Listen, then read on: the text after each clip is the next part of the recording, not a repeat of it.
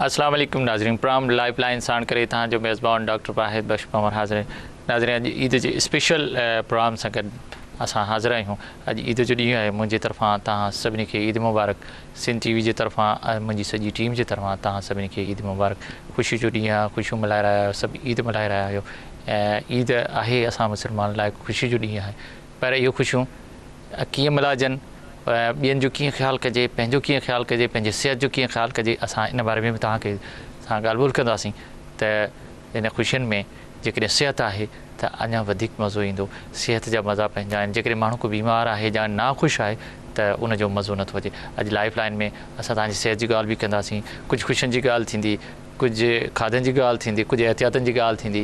ऐं ईद जी त ज़रूरु ईद जो ॾींहुं आहे, ख़ुशी जो ॾींहुं आहे, ईद जी बि ॻाल्हि थींदी। इन सिलसिले में अॼु असां वटि मान वारो प्रोफेसर मोहम्मद ज़मान शेख असां सां गॾु आहे, जेके पाण डायबिटोलॉजिस्ट बि आहिनि, प्रोफेसर ऑफ मेडिसिन बि आहिनि, डाउ यूनिवर्सिटी में बि आहिनि। उनखां पोइ डायबिटोलॉजी जेको यूनिवर्सिटी आहे उनजा हेड बि आहिनि।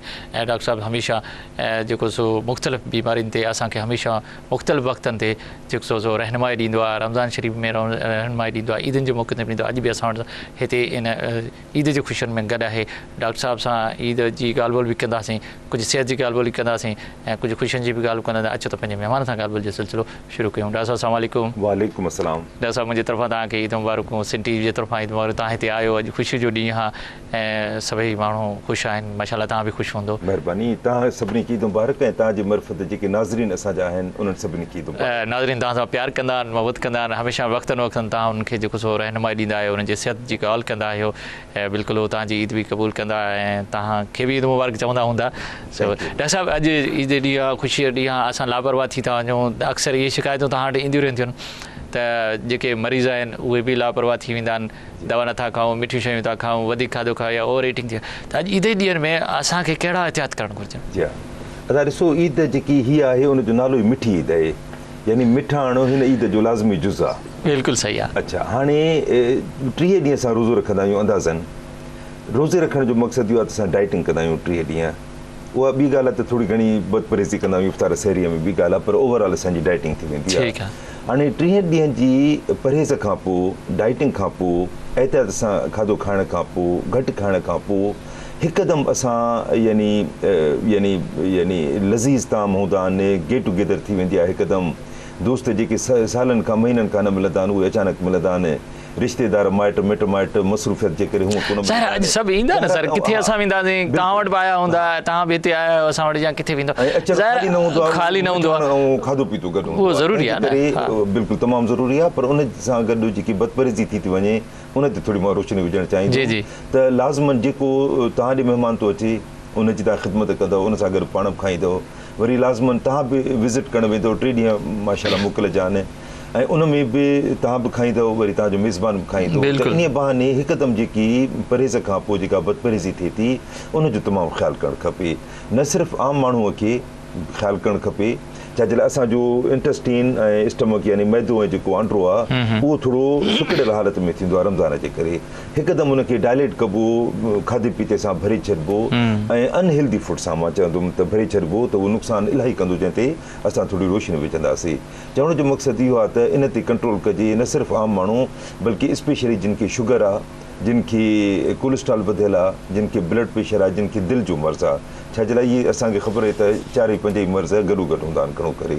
उन्हनि खे त वधीक ख़्यालु करणु खपे, छाजे लाइ इन जेको असां खाधो खाईंदा आहियूं ट्रेडिशनल ईद ते उन में शुगर जे वधण जा इम्कान आहिनि, ब्लड प्रेशर जे वधण जा इम्कान आहिनि, उन में यानी बदहज़मी त पंहिंजी जाइ ते थींदी, आंटे जी बीमारी उहा जुदा आहे, पंहिंजो हार्ट अटैक थियण जा ऐं मतिलबु ब्लड प्रेशर वधण जा ऐं शुगर वधण जा ख़तरा। मां ईंदुसि थोरो हिकिड़ो अहम डॉक्टर ज़मान साहिबु हिकिड़ो अहम सुवाल आहे त जेकॾहिं को शुगर जो मरीज़ आहे त उनखे अॼु कहिड़ा एहतियात करणु घुरिजनि? माना जेकॾहिं ज़ाहिर आहे महिमान ईंदा, पाण वेंदो, रोके त नथो सघिजे न। इहा ख़ुशी आहे, असां ख़ुशियुनि में सभिनी सां शरीक थींदासीं, नंढनि सां वॾनि सां। ऐं चवंदा आहिनि त ईद जे मौक़े ते जेकॾहिं का नाराज़गी आहे उहा ख़तमु करे बि पंहिंजनि मिटनि माइटनि ॾे वञे, चांस हूंदो आहे। उनखां पोइ मोकिले ॾींहुं आहे, ज़ाहिर आहे तव्हां बि हमेशह बिज़ी रहो था, पर अहिड़नि ॾींहंनि में तव्हांखे मौक़ो मिलंदो आहे त तव्हां बि चाहींदो त किथे वञिजे या को तव्हां वटि अचे, त तव्हां उन्हनि खे छा एडवाइस कंदो त केतिरो खाइनि, कीअं खाइनि, कहिड़ो पंहिंजो ॾींहं खे कीअं गुज़ारीनि?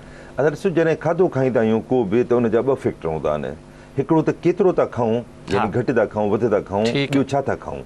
भई तव्हां घटि ई खाओ पर रुगो सणब खाईंदो रुगो मिठो खाईंदो घटी खाईंदो त उहो नुक़सानु कंदो ठीकु आहे ऐं त इहे ॿई शयूं एहतियात कजनि ॾिसो न तव्हां भली पंहिंजो रस्म निभायो पंहिंजी मोहबत प्यारु निभायो तव्हां खाओ पीओ पर ज़रूरी कोन्हे त जेका प्लेट भरिजी थी अचे उहा सॼी प्लेट तव्हां खाई वञो हर दफ़े तव्हां उन मां थोरो थोरो चखियो उनजी टेस्ट कयो तव्हां कंपनी ॾियो पंहिंजे महिमाननि खे या मेज़बाननि खे पर थोरो थोरो खाओ एट ए टाइम थोरो थोरो खाओ भली तव्हां सॼो ॾींहुं खाओ ऐं स्पेशली जेके तमामु घणियूं मिठियूं शयूं ट्रेडिशनल असांजी हिते थियूं हूंदियूं आहिनि ॼाणे सयूं ऐं खीर आहे या सिर्फ़ु सयूं आहिनि या मिठाई आहे मिठाई आहे हा बिल्कुलु साईं मिठाइनि जा त ख़बर अथव बिल्कुलु मिठाई जा माण्हू त बाक़ाइदे भठिया आहिनि बाक़ाइदे भठिया आहिनि ॾियनि था गुलाब जामुन आहे या बिल्कुलु नाला न खणो त बहितर आहे हर क़िस्म जी मिठाई ऐं उन सां गॾु वरी केक ऐं केक बि रिच जेके केक हूंदा आहिनि तमामु ईअं न त उहे सादा जेके केक उहे न जेके क्रीम वारा तमामु घणा हेवी केक हूंदा आहिनि उहे यानी ट्रेडिशनली असां खाईंदा आहियूं त तव्हां टेस्ट कयो उन सां गॾु पर थोरो थोरो खाओ बहितर आहे उन सां गॾु हिकिड़ी ॿी मां ॻाल्हि कयां त असांजी कोल्ड ड्रिंक जो तमामु घणो फैशन आहे हूअं बि स्पेशली ईद ते हाणे ईद ते हिकिड़ो त ज़ाहिर आहे त कुझु न कुझु ड्रिंक त तव्हां ॾींदव हाणे ड्रिंक ॿिनि असां जूं हिकिड़ी चांहि या ॿी थधो पुछंदा ई आहियूं चांहि पीअंदव या थधो पीअंदव त ऐं लस्सी बसी बि जेके हेल्दी फूड आहिनि उहे त आउट थी विया आहिनि असांजी सकाफ़त मां जेके वधीक हेल्दी फूड आहिनि अच्छा हाणे चांहि इन जे करे घटि इस्तेमालु कबी आहे हिकु त गर्मी आहे ॿियो चांहि ठाहिण जे लाइ औरतुनि खे ज़ाहिर किचन में वञिणो पवंदो बार बार यानी लवाज़मात करणा पवंदा कोल्ड ड्रिंक सोली आहे फ्रिज मां कढी माण्हू ॾिनो हिकदमि त कोल्ड ड्रिंक वधीक पीबी आहे त इहो मां हिते ॿुधाए छॾियां त हिकिड़ो 330 ml 330 मिलीलीटर जी जेका ऑर्डनरी अॼुकल्ह त 500 मिलीलीटर जूं बोतलूं अचनि थियूं जेके वॾियूं आहिनि पर आम ॾिसजे 330 हूंदी आहे उन में 6 चांहि जा खंड जा चमचा एॾा पियल हूंदा एतिरो मिठाण हूंदो हिकिड़ी बोतल में एतिरो मिठाण हूंदो आहे हाणे माण्हू चवंदा त भई 6 चमचा त असांखे मिठाण छो नथो लॻे 6 चमचा जेकॾहिं चांहि जी कोप में विझो त उहो त पीअण ई असांजे लाइ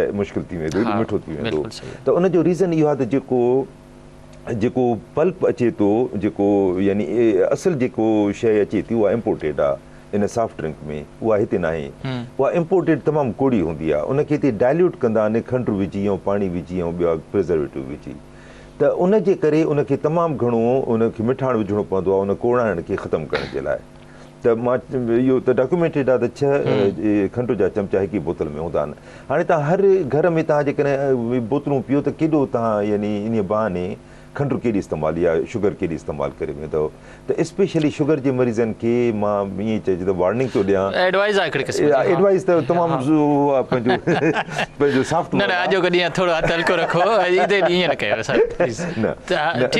त ॾिसो तव्हां कंपनी कयो ज़रूरु न महिमाननि सां कंपनी कयो पर ज़रूरी कोन्हे त सॼी तव्हां सॉफ्ट ड्रिंक हर घर में पीओ तव्हां 2-3 ठुक या अॻु में चओ भई असांजे लाइ तमामु थोरी या उन मां ॿियो ख़ाली गिलास करे उन मां कयो त हर घर में तव्हां इहो एहतियात कयो त सॉफ्ट ड्रिंक घटि पीओ हाणे माण्हू हिते पुछंदा त भई असां डाइट कोक था पियूं या डाइट कोई बि पेप्सी या काई बि सॉफ्ट ड्रिंक था पियूं त उनजे लाइ बि इहो आहे त ठीकु आहे पॉसिबल आहे उन में खंडु न आहे पर उन में केमिकल तमामु घणा त एट ए टाइम एॾा केमिकल पीअण बि सिहत जे लाइ सुठा कोन आहिनि सो बहितर ईअं आहे त या त चांहि जी गॾु पीओ ऐं जेको थोरी खंडु इस्तेमालु करे चोथाई अधु चमचो या बहितर आहे जेकॾहिं सॉफ्ट ड्रिंक इस्तेमालु कयो त तमामु एहतियात सां कयो छाजे लाइ उहो मिठाण हूअं बि मिठाण वरी इहा मिठाण अॼु जे ॾींहं ते हिकिड़ो ख़ासि ॻाल्हि इहा आहे त ज़ाहिर असां किथे वञूं था जेकॾहिं उन घर में कुझु खाऊं पीऊं न त इहो बि हिकिड़ो ॾाढो ख़राबु थो लॻे बदतहज़ीबी छो त असांजा पंहिंजा इख़लाक़ बि आहिनि असांजा तौर तरीक़ा बि आहिनि किथे वञूं था त ज़ाहिर आहे महिमान ऐं मेज़बान जो हिकिड़ो वॾो रिश्तो आहे पाण में तालुक़ु आहे मोहबतूं आहिनि प्यार आहे ईद ॾींहुं आहे ख़ुशी ॾींहुं आहे त कुझु न कुझु त पेश कंदा न साईं हाणे जेकॾहिं उहो न खाए त इहो बि ॾाढो ख़राबु थो लॻे डॉक्टर साहिबु मां हिकिड़ो अर्ज़ु कयां जेकॾहिं तव्हां मुंहिंजा आवाम माइंड न कनि उहो बि हाणे तव्हां सां गॾु ॾिसो न हाणे तव्हां बि दुनिया घुमी आहे असां बि दुनिया घुमी आहे असांजो जेको सिंधी कल्चर आहे सकाफ़त उहा त मां चवां त उन जहिड़ो त दुनिया में को आहे ई कोन बिल्कुलु सही ॻाल्हि मां 3 साल ग्लासगो रहियो आहियां स्कॉटिश जेके आहिनि माण्हू उहे बि सिंधियुनि सां घणा मिलनि था छाजे लाइ महिमान नवाज़ तमामु घणा आहिनि बिनिस्बत अंग्रेज़नि जे जेके इंग्लैंड में रहंदा आहिनि हे स्कॉटिश जेके स्कॉटलैंड में रहंदा आहिनि ग्लासगो वग़ैरह में एडनबरा में मतिलबु कुझु त तहज़ीब आहिनि जेके असां सां मैच कनि थियूं पर सिंधियुनि जहिड़ी तहज़ीब मां सम्झा थो त महिमान नवाज़ीअ में जेके पुराणा अरब न हूंदा त भई घर अचो त बसि मानी खाइण खां सवाइ तव्हां वञी नथा सघो ओड़ी क़िस्म जा आहिनि त इहा हिकु तमामु सुठी ॻाल्हि आहे ज़ाहिर आहे त यानी मोहबत जी इंतिहा आहे त चवण जो मक़सदु इहो आहे त असां में छा आहे त जेसिताईं मुंहं में गिरहु न विझंदा आहियूं मेज़बान या महिमान में तेसि असांखे मज़ो न ईंदो उहो त ज़ाहिर आहे रवायत छॾे त नथा सघूं न थोरी घणी असांखे खाधे पीते जे लिहाज़ सां इहो थोरो करिणो पवंदो एॾो कंहिं ते फोर्स न कयो ॾिसो न ईद ते तव्हां हिकु घर कोन वेंदा आहियो ईद ते तव्हां 10-15 घर घुमंदा आहियो कम से कम 3 ॾींहंनि में दोस्तनि ॾे माइटनि ॾे हाणे हर घर में तव्हां ज़ाहिर आहे त जेकॾहिं इहा मोहबत पंहिंजी जाइ ते इन सां मोहबत घटिजे कोन थी तव्हां जेकॾहिं फोर्स करे कंहिंखे वात में गिरो विझंदव त इहा जेकॾहिं तव्हां ऑफर कंदो साईं खणो 2-3 गिर त इहो प्यार सां इहो काफ़ी आहे चवण जो मक़सदु इहो आहे त इन मामले में डॉक्टर साहब तव्हां सां ॻाल्हाइण जो सिलसिलो जारी आहे इन ईद जी ख़ुशियुनि में तव्हां बि गॾु आहियो असां बि गॾु आहियूं पर वठूं था हिकिड़ो नंढिड़ो वक़्फ़ो नाज़रीन वठूं था हिकु नंढिड़ो वक़्फ़ो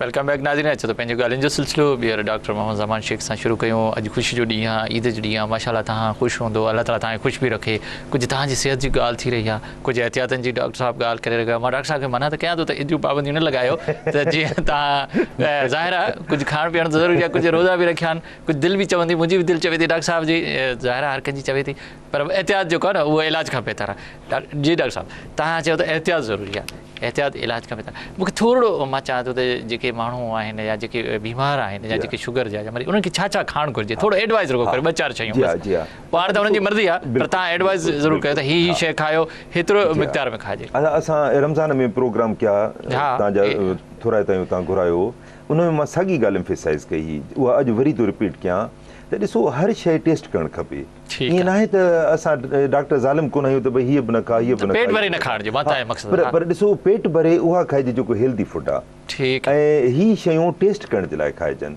ऐं पेट उन सां ई भरिजे जेके हेल्दी फूड अदरवाइज़ रिकमेंड कंदा आहियूं जंहिंमें इलाही शयूं थियूं अची वञनि ईअं न आहे त उहो रुखी सुखी मानी आहे जेका साईं हर क़िस्म जूं सब्जियूं न चिकन आहे फिश आहे ऐं भई इहे नंढी प्लेट चांवर जी खाई सघिजे थी दालियूं न उन खां सवाइ चिके जो अटो आहे उहो खाई सघो था फ्रूटनि में सवाइ 2-3 जे जेके बि सफ़ा न रोकींदा आहियूं त 100% न खाओ उहे बि थोरा थोरा खाई सघो था बाक़ी ॿिया फ्रूट खाई मतिलबु मिठाई या मिठाण खे घटाए छॾिजे साईं खंडु ऐं खंडु मां ठहियल शइ त बाक़ी त सभु कुझु खाई सघिजे ॿी मां ॻाल्हि कयां त ईद जे मौक़े ते असां घणियूं स्पेशली मां डायबिटीज़ जे पेशेंट जे रेफरेंस सां थो ॻाल्हायां त जेके रूटीन में असां एहतियात कंदा आहियूं उहे ईद जे ॾींहुं या ईद जे ॾींहंनि में 3 ॾींहंनि में विसारे छॾींदा आहियूं उन में छा आहे शुगर चेक करणु असां एॾी महिमान नवाज़ी ऐं उन मेज़बान नवाज़ीअ में मसरूफ़ हूंदा आहियूं जो शुगर चेक करणु पंहिंजी विसरी वेंदा आहियूं जेका लाज़मन वधीक चेक करणु खपे छाजे लाइ बदपरहेज़ी लाज़मन थोरी घणी थींदी आहे ईद जे ॾींहुं ॿी ॻाल्हि इहा त एक्सरसाइज़ हूअं डेली असां कंदा आहियूं रिकमेंड कंदा आहियूं थोरी घणी कंदा बि आहियूं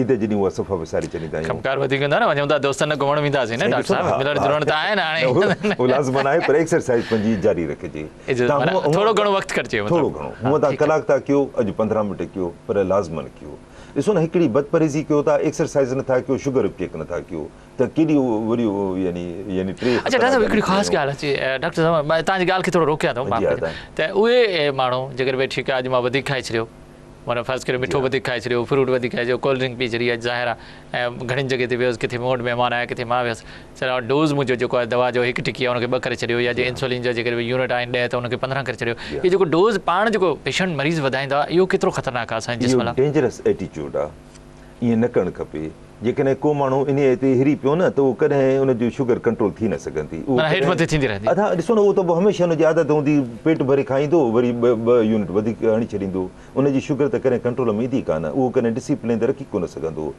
करणु ईअं खपे जो पंहिंजो डोज़ उहो ई रखो ठीकु आहे ऐं बदपरहेज़ी जेकॾहिं हिकु ॾींहुं थी आहे लाज़मन थींदी इंसान आहे हाणे ईद जे मौक़े ते जीअं तव्हां बार बार एम्फेसाइज़ था कयो इंसान आहियूं करे लाज़मन थींदी हुनखे ठीकु आहे इग्नोर कयो इहो न आहे त उन ॾींहुं तव्हां इंसुलिन जा 4 यूनिट वधाए छॾिया या टिकी अधु वधीक खाई छॾी ज़रूरत कोन्हे इहो वधीक डेंजरस आहे पर डॉक्यूमेंट कयो लिखो साईं अदा हिकिड़ो रूल ठाहे छॾनि शुगर जा मरीज़ त शुगर चेक कनि ग्लूकोमीटर ते ग्लूकोमीटर लाज़मन रखनि शुगर चेक कनि ऐं उनखे लिखनि हिकिड़ो नोटबुक ठाहे अॼुकल्ह त घणा डॉक्टर पंहिंजो ॾींदा आहिनि प्रिंटेड उनजो हूंदो आहे त हिन ते कॉलम ठाहे ऐं लिखो त फास्टिंग तव्हांजी हीअ आहे ऐं जॾहिं बि डॉक्टर ॾे वञो त उहो खणी वञो कार्ड त ख़बर पए त तव्हांजो प्रोफाइल पूरे महीने में हफ़्ते में एतिरो त 1 सेकंड में दवा चेंज कंदो ऐं मरीज़ छा कंदा आहिनि त शुगर या त चेक कोन कंदा आहिनि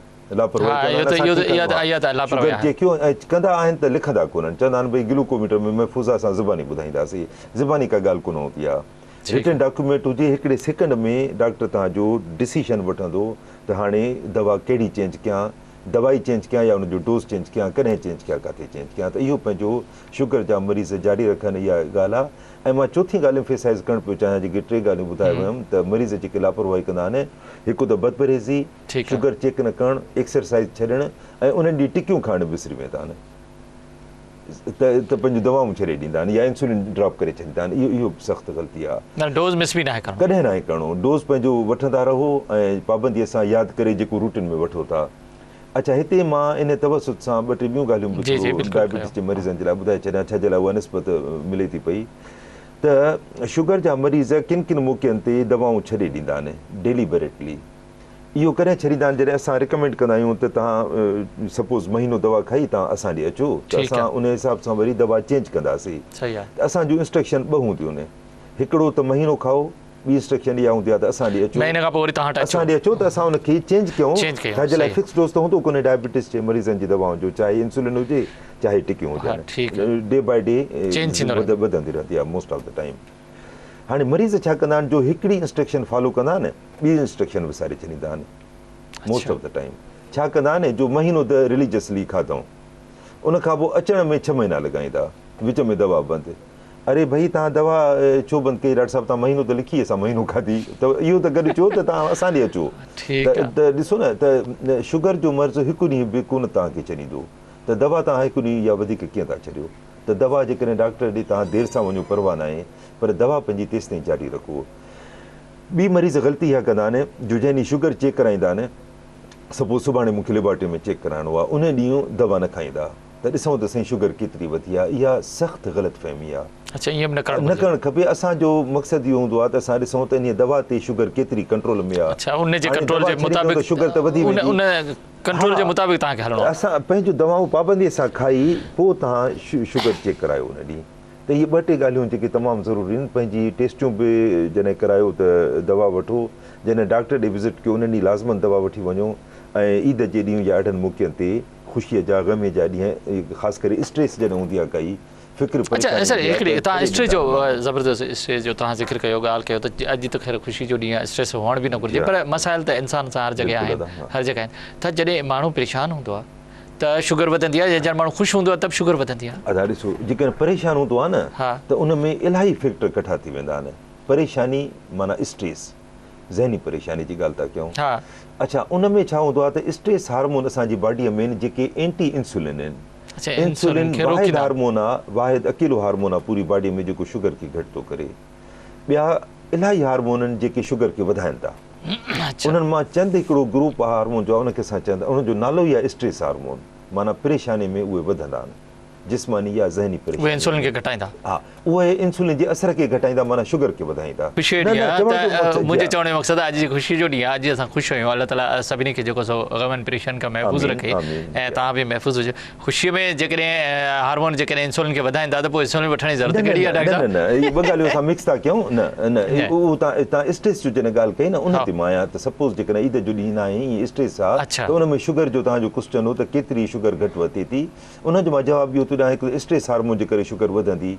ॿियो जॾहिं परेशानी, ईद जी ॻाल्हि नथा कयूं, पोइ था वठूं। ऐं ॿी ॻाल्हि इहा आहे त जॾहिं परेशानी हूंदी आहे त माण्हू या त डोज़ दवा न वठंदो आहे। एॾी परेशानी हूंदी आहे जो दिलि न चवंदी आहे दवा वठूं, दिलि न चवंदी आहे वर्जिश कयूं, दिलि न चवंदी आहे शुगर चेक कयूं। त हिकिड़ो त स्ट्रेस हार्मोन वधियल, प्लस इहे जेके स्ट्रेस जे करे त टेंडेंसी इहा हूंदी आहे त स्ट्रेस में शुगर तमामु घणी वधी वेंदी आहे, ऐं स्ट्रेस या परेशानी में वधीक पंहिंजो ख़्यालु करणु खपे। ठीकु आहे। ऐं ख़ुशीअ में, ख़ुशीअ में ॾिसो न, ख़ुशीअ में वरी जेकॾहिं हार्मोन खे फ़िलहालु छॾे ॾिजे, बाक़ी सभु फैक्टर त थियनि था न। त एॾी ख़ुशी थींदी आहे जो न को शुगर चेक था कयूं, न को गोरी था खाऊं, ऐं बदपरहेज़ी कयूं था पिया, त उनजो पंहिंजो ख़्यालु। अच्छा डॉक्टर साहिबु, ओवर ईटिंग, घणो खाई वञणु, असां मुख़्तलिफ़ जॻह ते वियासीं, पेट भरे खाधोसीं, मुख़्तलिफ़ खाधा खाधा, मिठाण बि खाधोसीं, गोश्त बि खाधोसीं। जॾहिं ओवर ईटिंग थिए थी त असांजो हाज़मो बि ख़राबु थिए थो। इन जा ओवर ईटिंग जा असांजी बॉडी ते कहिड़ा असर था थियनि? ओवर ईटिंग जा असर 2 हिसनि में विरहाए सघूं था। हिकु त अक्यूट असर, माना उन ॾींहुं जेके असर कनि। ॿियो उन जा क्रॉनिक लॉन्ग टर्म जेके स्लो असर हूंदा आहिनि। हाणे जेके उन ॾींहुं असर कंदा आहिनि, उहो त ज़ाहिर आहे उन ॾींहुं शुगर वधी वेंदी, उन ॾींहुं थोरो घणो ब्लड प्रेशर वधी वेंदो, उन ॾींहुं कोलेस्ट्रॉल लाज़मन वधंदो, पर उहो स्लो में असां इन जे लाइ कंदासीं जो उन ॾींहुं उहा ख़बर कोन पवंदी कोलेस्ट्रॉल जी। कोलेस्ट्रॉल जे करे नुक़सानु स्लो पॉइज़न आहे। हाणे शुगर जेकॾहिं उन ॾींहुं वधी न, त त शुगर वधण जे करे जेके अलामतूं हूंदियूं आहिनि उहे नेग्लिजिबल हूंदियूं आहिनि। सपोज़ कंहिंजी 300 शुगर आहे त हुनखे इमीडिएटली कुझु न थींदो, थी सघे थो यूरिन थोरो पास करणु वञे, थोरी उञ वधीक लॻे, थोरी कमज़ोरी थिए, ॿियो कुझु न थींदो। इहो उन जे बरक्स आहे जॾहिं हाइपोग्लाइसीमिया थींदी आहे या शुगर घटि थींदी आहे, उन में अक्यूट सिम्पटम ज़ाहिर थींदा आहिनि, हिकदमि टिपिकल सिम्पटम ज़ाहिर थींदा आहिनि ऐं मरीज़ खे ख़बर पवंदी आहे मुंहिंजी शुगर घटि आहे, जेका कुदरत जी नेमत जो कुदरत चांस ॾिए थी पई मरीज़ खे त हाणे जल्दी कुझु मिठो खाई छॾे न त बेहोश थी वेंदे। त चवण जो मक़सदु इहो आहे त हाइपरग्लाइसीमिया थींदी आहे ईद जे ॾींहुं या जॾहिं बदपरहेज़ी कंदा आहियूं, ब्लड प्रेशर वधंदो आहे, हाज़मो बोझल थी वेंदो आहे, यानी घणो खाई डिस्टर्ब थी वेंदी आहे, उल्टियूं थी सघनि थियूं, स्टमक में पेन थी सघे थो, ऐं इन जा लॉन्ग टर्म असर तमामु। डॉक्टर साहब तव्हां सां ॻाल्हाइण जो सिलसिलो जारी आहे, वक़्तु थियो हिकिड़े नंढे वक़फ़े जो। नाज़रीन वठूं था हिकिड़ो नंढो वक़फ़ो।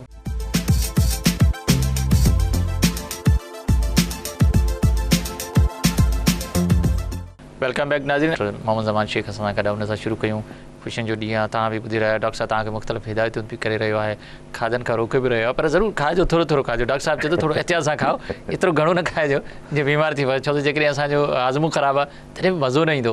तंहिंजे करे डॉक्टर साहब जी ॻाल्हियुनि ते बि अमल करिणो आहे, कुझु खाइणो पीअणो बि आहे। डॉक्टर साहब जॾहिं असांजो स्टमक ख़राबु थिए त चलो शुगर त वधी वेंदी, ब्लड प्रेशर वधी वेंदो, मुख़्तलिफ़ त उन में असांखे छा त पेट में सूर थो पए, उल्टियूं थियनि, खटियूं ॾकारियूं ईंदियूं, डकार जंहिंखे चवंदा आहिनि, ॿियो पंहिंजो गैस ट्रबल थींदी, पेट फूकिजी वेंदो, सुस्ती थी वेंदी, डायरिया थी सघे थी, दस्त थी सघनि था, वॉमिटिंग थी सघे थी, बिल्कुलु उल्टी थी सघे थी, पेन बि थी सघे थो, जेकॾहिं हाइपर एसिडिटी जे करे हिते सूर थी सघे थो।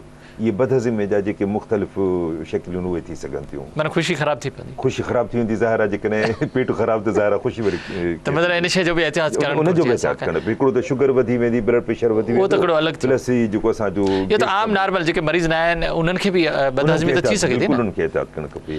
हूअं बता लाइफ में इहो रूल ठाहे छॾिजे त ओवर ईटिंग कॾहिं न कजे।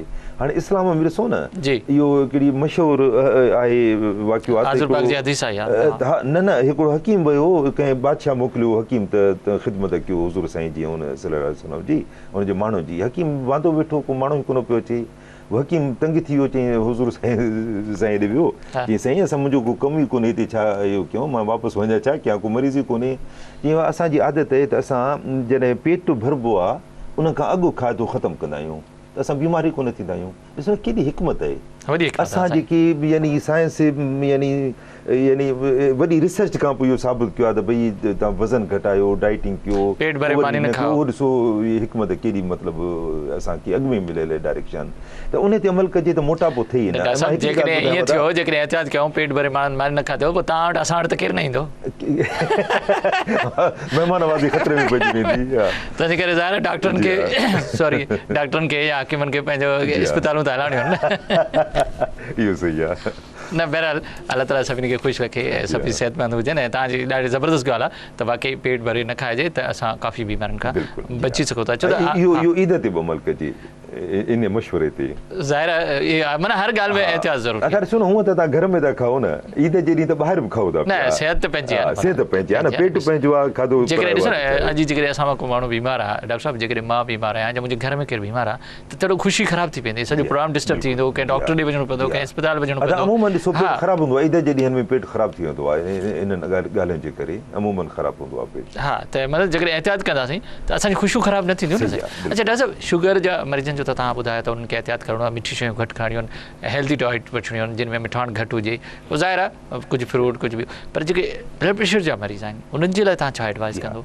असां ब्लड प्रेशर जे मरीज़नि खे ॿ टे ॻाल्हियूं जो एहतियात करणु खपे, जेके उहे बि असां ईद जे ॾींहुं घणी खाईंदा आहियूं। हिकु त मुर्गनि, तरियल शयूं, फ्राई शयूं, ठीकु आहे, फास्ट फूड। हाणे ॾिसो न वॾी स्कीमूं निकिरंदियूं आहिनि फास्ट फूड जूं ईद जे मौक़े ते, त भई तव्हांखे हेतिरो डिस्काउंट आहे, तव्हां घणो खाओ, त लाज़मी आहे माण्हू अट्रैक्ट थी वेंदो आहे उन्हनि इश्तिहारनि ते, त हिकिड़ो फास्ट फूड जो रस्म वधी वेंदी आहे। ॿियो हूअं भली सादो खाऊं, ईद जे ॾींहुं भुॻल ठाहींदासीं असां, कढ़ाई ठाहींदासीं, पर हूअं सादी मानी खाऊं, ईद जे ॾींहुं पराठा खाईंदासीं। त हिकु त चिकनाई, छणप, ॿियो लूणु। लूण बि ॾिसो, जेके टेस्टी शयूं आहिनि उहे खंड लूण सां थियूं थियनि, गिह सां टेस्ट करणी हुजे। छाजे लाइ तव्हां होटल में वञो न त इहे टिनि शयुनि जो फ़ाइदो वठंदा आहिनि। हिकिड़ो त गिहु तेल घणो विझंदा, खंडु घणो ई विझंदा, लूणु घणो विझंदा, त खाधो टेस्टी हूंदो आहे। मसाला मिर्च घणा विझंदा, तेज़ कंदा। हा, त हिकिड़ो लूणु, ॿियो सणप, इहे ॿ शयूं ब्लड प्रेशर ऐं कोलेस्ट्रॉल वधाईंदियूं आहिनि, दिलि जे अमराज़ खे वधाईंदियूं आहिनि। त इन खां थोरी एहतियात कजे ईद जे ॾींहुं, इन खां परहेज़ कजे, डॉक्टर साहब खाइजे घटि खाइजे।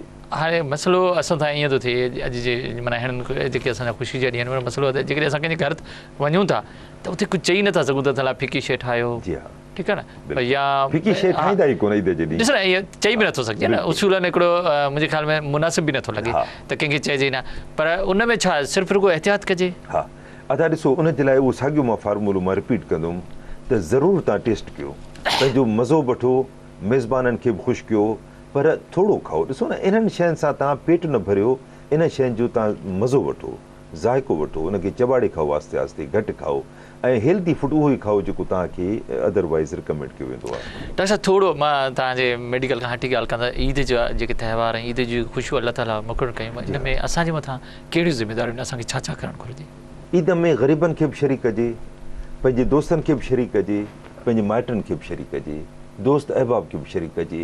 ऐं ॾिसो न इस्लाम में हाणे ईद माना इस्लाम जी ॻाल्हि थी हले, इस्लाम में ॾाढियूं रियली गाइडलाइन आहिनि जो असां फॉलो कयूं न त अलाए किथे पहुची वञूं। ॾिसो न इस्लाम चए थो त तव्हां हेल्प कयो, ख़ैरात ॾियो, ज़कात ॾियो, पर हिकिड़ो सर्किल ठाहे छॾियो आहे इस्लाम त पंहिंजे नज़दीकी पंहिंजे पाड़ेसिरे जो ख़्यालु, केॾियूं हिकमतूं। ॾिसो न हाणे हर को पंहिंजे सर्किल जो ख़्यालु रखे त यानी मल्टी फोकल हेल्प थी वेंदी न, त गुरबत रहंदी कोन न। त अवल त पंहिंजे पाड़े वारनि जो ख़्यालु कयूं, ॿियो उन्हनि ग़रीबनि जो ख़्यालु कयो जेके तव्हांजे नज़दीक आहिनि, अवल वेझे इलाही आहिनि, असां उन्हनि खे इग्नोर कयो, भली सभिनी जो ख़्यालु कयो पर नज़दीकी माण्हुनि जो ख़्यालु कयो। अच्छा, ॿियो असांजी एॾी मशीनी लाइफ आहे अॼुकल्ह जो दोस्त पाण में कोन मिलंदा आहिनि, मिट माइट पाण में कोन मिलंदा आहिनि, इहा गोल्डन अपॉर्चुनिटी हूंदी आहे त पाण में मिली पाण में शेयर कयो, खाओ पीओ गॾु, ठीकु आहे, पाक शयूं हलाल शयूं जीअं आहिनि त खाओ, ऐं उन सां गॾु पंहिंजा ॾुख शेयर कयो, पंहिंजा जेकी विच में एॾी गेप अची वई आहे उहो केॾो हिकिड़ो ईद खे शेयर कजे। ईद अकेली नथी मल्हाए, ईद ईअं न आहे मोबाइल ते पंहिंजा 2000 मेल दोस्त वेठो आहे टक टक कयो उन्हनि सां कयो, ईद न आहे, इहा रूटीन लाइफ आहे। ईद जे ॾींहुं पाण में मिलो, मुलाक़ात कयो, फिज़िकली वञो, हिक ॿिए खे ॿुधो, हिक ॿिए जी ख़ुशियुनि में शरीक थियो, हिक ॿिए जे घर अचो, दावत ॾियो ॿियनि खे, पाड़े वारनि सां उहो नथा मिलो, नथा मिली सघो मसरूफ़ियत जे करे, उन्हनि सां मिलो उन ॾींहुं, त ईद खे शेयर कजे था, विराइजे। बिल्कुलु। अच्छा डॉक्टर साहब मां थोरो हिन पासे वेंदुसि, माशाल्लाह तव्हां डॉक्टर आहियो, तव्हां वॾनि जो बि इलाजु कयो था, ॿारनि जो बि इलाजु कयो था, चवंदा त इहे जेके ईदूं आहिनि इहे ॿारनि जी ख़ुशियुनि जे लाइ हूंदियूं आहिनि। ॿारनि जी त आहिनि था, असां त हाणे सही ॻाल्हि आहे उन स्टेज ते पहुची रहिया आहियूं जो मतिलबु ज़ाहिर आहे त ॿार उहो त पर सही त ॿारनि जी आहे, ॿार हूअं पंहिंजो ॿारनि खे त कुदरती ख़ुशी हूंदी आहे। तव्हां ॾिसो नी, उन्हनि खे ख़बर न आहे त अॼुकल्ह वॾनि जी केॾी स्ट्रेसफुल लाइफ आहे, केॾी स्ट्रेसफुल लाइफ आहे, तमामु घणी। ॿार ख़ुदा जो शुक्र आहे हिन खां दूरि आहिनि ऐं ख़ुदा करे दूरि रहनि, हालतूं अहिड़ियूं नथो नज़र अचनि जो दूरि रही सघंदा। टीवी खोलियो, ॿारनि खे बि आहे भई ॿाहिरनि मुल्कनि में बाक़ाइदे प्रोग्राम जे मथां लिखियलु हूंदो आहे त हीउ प्रोग्राम फलाणी उमिरि जो ॿार ॾिसे, नथो ॾिसी सघे।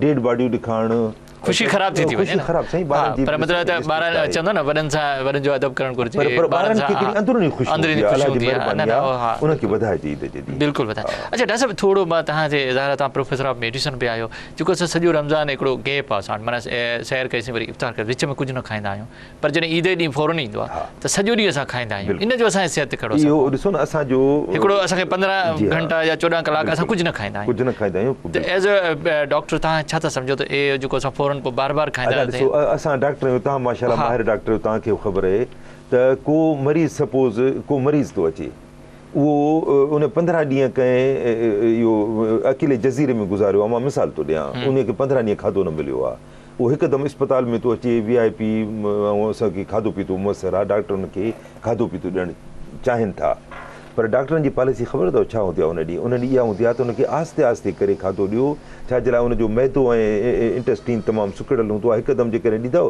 त उहो वधीक ख़राबी कंदो, त उनखे आस्ते आस्ते करे उनखे डॉक्टर खाधो ॾींदा आहिनि। साॻी ॻाल्हि हिते आहे त रोज़े में असांजो मैदो आंटो थोरो नॉर्मल हालत में हूंदो आहे, सुकिड़ियल हालत में हूंदो आहे, उनखे हिकदमि डायलेट कंदो त उहो मैदे जो ख़राबियूं पैदा कंदो, बीमारियुनि जो सबबु थी सघे थो।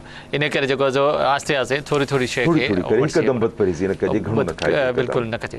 अच्छा डॉक्टर साहब तव्हां हिकिड़ी ॻाल्हि सवेर कई पई जेका मूंखे मुंहिंजे ख़्याल में अध में रहिजी वई, त जेके एहतियात जेके करणा पवंदा, जेके तव्हां ॿुधायो न शुगर जे मरीज़नि खे जो आम माण्हुनि खे, उन में कुझु शायदि रही हुई ॻाल्हियूं, अञा छा वधीक छा एहतियात कजे? अदा मां इहो स्ट्रेस कंदुमि त पंहिंजो रूटीन जेको आहे बरक़रार रखो, पंहिंजी वर्ज़िश शुगर चेक करणु, पंहिंजूं टिकियूं इंसुलिन या गोरियूं खाइणु उहो जारी रखो ऐं पोइ आख़िर में अचे परहेज़ जी ॻाल्हि त जेतिरो क़दुरु थी सघे थोरी घणी त बिल्कुलु तव्हांजे लाज़मन बदपरहेज़ी थींदी थियणु खपे थोरी घणी, पर उनखे हिकु लिमिट में रखिजे ऐं पंहिंजी जेको रूटीन हेल्दी लाइफ आहे उहा ईद जे ॾींहंनि में बि क़ाइमु रखिजे। उहा बि टाइम रखिजे। अच्छा, तव्हां हिकिड़ो शायदि थोरो ज़िक्र बि कयो, पर हिनखे मां चवां थो अञा मुंहिंजे नाज़रीन खे तव्हां वधीक ॿुधायो त जेके माण्हू कंहिं बि ख़ुशीअ में या अॼु दवा नथा वठूं, जी हा, 2 ॾींहं दवा न वरिती, जी हा, त इन सां जेके माण्हू मरीज़ आहिनि शुगर जा या ब्लड प्रेशर जा, उनजी सिहत में का परेशानी थी सघे थी? तमामु घणो फ़र्क़ु पई सघे थो।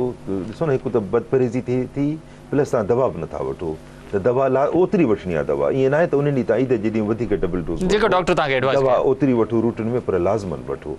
असांखे ख़ुशीअ में ऐं इन मसरूफ़ियत जेकी ईद चऊं थियूं उन में विसरी वेंदियूं दवाऊं खाइणु, लाज़मन दवाऊं वठंदा रहो, परहेज़ कयो ऐं एक्सरसाइज़ प्लीज़ न छॾियो, जेकी बि रूटीन में कयो था हूअं तव्हां कलाक था कयो, 1.5 कलाक था कयो, हाणे तव्हां घटि कयो पर कयो। डॉक्टर साहब, जीअं तव्हां चयो स्ट्रेस हूंदो आहे, जी हा, कुझु दोस्त या मिट माइट नाराज़ हूंदा आहिनि, जी हा, कॾहिं कॾहिं ज़ाहिर आहे मसइलनि में इंसानु नाराज़ रहंदो आहे, इहो बि इंसान जी हिकिड़ी फितरत आहे, हिकिड़ी नेचर आहे, त उनखे गुस्सो बि अचे, उहो नाराज़ बि थिए। त अॼु हिन ईद जे ॾींहंनि में, अॼु जेको ईद जो ॾींहुं आहे या जेके अञा 2 ॾींहं 3 ईंदा, त उन्हनि नाराज़ माण्हुनि खे तव्हां छा एडवाइस कंदो त उहे कीअं पाण में मिलनि? असां नाराज़गी त जेसिताईं मूंखे यादि थो पए त 3 ॾींहं को कंहिंसां न ॻाल्हाए नाराज़गीअ सां, त उहो बि यानी गुनाह हुआ, जेको त असुल त ईअं आहे। ऐं ईद हिकिड़े गोल्डन अपॉर्चुनिटी आहे त पाण में गेट टुगेदर कयूं, पंहिंजा शिकवा त उहे दूरि कयूं ऐं इन बहाने मेल मुलाक़ात कयूं, त ईद जे ॾींहुं पंहिंजा जेके बि नाराज़गी आहे उहा विसारे पाण हली वञे। साईं त साईं हर को एक्चुअली इंतज़ारु कंदो आहे त ॿियो केतिरो थो झुके, झुकणु न आहे, इहो मुरबत आहे। ॾिसो न, इस्लाम में आहे त सलाम अवल तव्हां कयो, ईअं न आहे त तव्हां इंतज़ारु कयो। तव्हां ॾिसो इस्लाम में आहे त पहिरियों सलाम तव्हांखे करिणो आहे, ॿिए जो इंतज़ारु न कयो। त साॻी ॻाल्हि हिते आहे त तव्हां हलिया वञो, इन में का बेइज़ती कान्हे, थी सघे थो उन महिल रहमत जा दरवाज़ा खुली वञनि, जेके नाराज़गी आहे मोहबत में ख़ुशियुनि में अञा वधीक इज़ाफ़ो थी वञे। अॼु असां टाइम बि ख़तमु थियण वारो आहे, आख़िर में मैसेज छा ॾींदो, पैगाम छा? अदा मैसेज मां सभिनी माण्हुनि जे लाइ ॾींदुमि, डायबिटीज़ जे मरीज़नि समेत, त ख़ुदा पंहिंजो पेट पंहिंजो आहे, खाधो परायो आहे त पुछाए, ऐं पंहिंजी सिहत जो ख़्यालु कयो, भली तव्हां एंजॉय कयो, बिल्कुलु तव्हांजे ईद जो मौक़ो आहे, टेस्टी लज़ीज़ शयूं अलाह साईं जी नेमतुनि साईं, बाक़ी एंजॉय कयो भली तव्हां, पर प्लीज़ उन सां बदपरहेज़ न कयो। हर हंधि तव्हां वञी प्लेट भरे खाईंदो त तव्हांजो असरु छा थींदो ईद जी राति जो? सो पंहिंजी सिहत जो ख़्यालु रखो ऐं मोहबत वधायो, ग़रीबनि जो ख़्यालु कयो, पंहिंजे पाड़े वारनि जो ख़्यालु कयो। ईद शेयर करण जी, शरीक करण जो नालो आहे, ख़ुशियुनि में शरीक कयो सभिनी खे, स्पेशली पंहिंजे ॿारनि खे। वॾी महिरबानी डॉक्टर मोहम्मद ज़मान शेख साहब तव्हां सां आहियो। नाज़रीन, तव्हां असांजे मौजूद महिमान डॉक्टर मोहम्मद ज़मान शेख साहब ॾाढी ज़बरदस्त ॻाल्हियूं ॿुधायूं, कुझु पाबंदियूं लॻायूं, पर ख़ैर आहे ईद ॾींहुं आहे, ख़ुशीअ ॾींहुं आहे, उहे पाबंदियूं जे इहे हिदायतूं या इहे जेके बि डॉक्टर साहिब जूं जेके इंस्ट्रक्शन्स आहिनि उहे बि असांजे फ़ाइदे लाइ आहिनि, छो त जेकॾहिं असां सिहतमंद आहियूं, असां जेकॾहिं ख़ुशि आहियूं त इहे असांखे ख़ुशियूं बि मज़ो ॾींदियूं, पर जेकॾहिं असां बीमार आहियूं, असांखे का तकलीफ़ आहे त ख़ुशियुनि जो मज़ो ख़राबु थींदो। इन करे असांखे डॉक्टर साहिब जी इन्हनि ॻाल्हियुनि ते अमल करिणो आहे, हर ॻाल्हि में एहतियात करणु घुरिजे। चवंदा आहिनि त जेको एहतियात आहे उहो इलाज खां बहितर आहे। हर ॻाल्हि बद एहतियाती या जॾहिं एक्स्ट्रा थी वञे थी, जॾहिं वधी वञे थी, त उहा असां लाइ नुक़सानदेह आहे। तंहिंजे करे असांखे ख़ुशियूं बि अॼु मल्हाइणियूं आहिनि, दोस्तनि यारनि ॾे बि वञिणो आहे, मिटनि माइटनि सां मिलणो आहे। पर डॉक्टर साहिब आख़िर में ॾाढी सुठी ॻाल्हि आहे त का नाराज़गी न आहे, अनापरस्ती खे छॾियो, सभिनी दोस्तनि ॾे वञो, उते वञी उन्हनि खां पाण हली वञो, उन्हनि सां मिलो ऐं पंहिंजी ख़ुशियुनि खे अञा वधीक वधायो। जेकॾहिं डॉक्टर साहिब जे हिन ॻाल्हियुनि ते असां अमल कयो त असां बि ख़ुशि रहंदासीं, असांजो माशरो बि ख़ुशि रहंदो। आख़िर में मुंहिंजी तरफ़ां तव्हां सभिनी खे ईद मुबारक, सिन TV जी तरफ़ां ऐं मुंहिंजी सॼी टीम जे तरफ़ां ईद मुबारक। मां आख़िर में डॉक्टर मोहम्मद ज़मान शेख खे बि ईद मुबारक चवंदुसि ऐं ख़ुशि रहो, ॿियनि खे बि ख़ुशि रखो। इन ते प्रोग्राम लाइव लाइन जो वक़्तु पूरो थियो। पंहिंजे मेज़बान डॉक्टर वाहिद बशमार खे इजाज़त ॾींदा। अल्लाह हाफ़िज़।